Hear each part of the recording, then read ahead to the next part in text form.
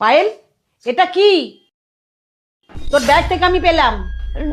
না মা, তুমি ভুল ভাবছো। তুই তাহলে এইসব করতেই কলেজে যাস? আমার কথাটা ভালো করে শোনো তুমি।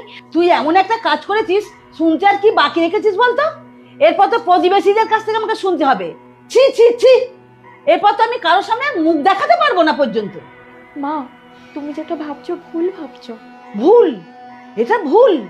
এটাকে তুই ভুল বলছিস? এত বড় একটা নোংরামি করে আর এটাকে তুই ভুল বলছিস? কি জানি তোকে আমি কি শিক্ষা দিয়েছি?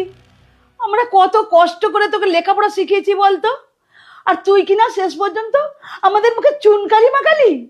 ওরে, এর থেকে ভালো হতো তুই যদি মরে যেতিস। মা, তুমি চুপ করো। আমাকে কথা বলতে দেবে নাকি নিজেই কথা বলে যাবে? এটা আমার না, এটা আমার বন্ধু রিয়ার।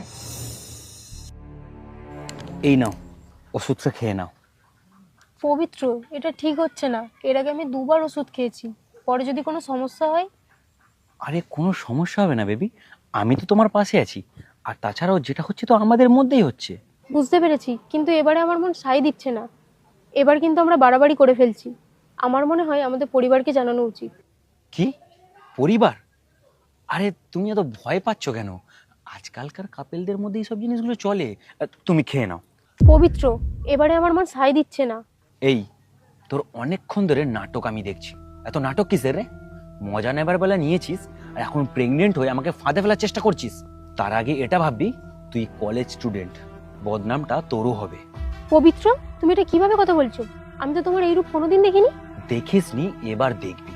চুপচাপ ওষুধটা খা। ও যখন খেতে চাইছে না, ওকে আপনি কেন জোর করছেন? তুমি ওকে ভালো করে বোঝাও। ওষুধটা খেলে ওর মঙ্গল, তার সাথে আমারও। বিয়ে তো এখনো হয়নি। তোমার বাড়িতে তোমার মা বাবা যদি এই খবরটা জানে, কি হবে বুঝতে পেরেছো? তাই বলছে চুপচাপ ওষুধটা খেয়ে নাও। আচ্ছা ঠিক আছে, ওর এখন মাথার ঠিক নেই, আমি ওকে পরে বুঝিয়ে বলবো।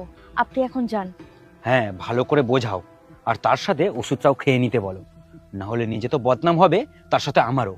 দয়া করে তুমি ওষুধটা খেয়ে নি। দেখ, তুই কিরকম ছেলেকে ভালোবাসিস, যার মধ্যে কোনো দায়িত্ব জ্ঞান নেই।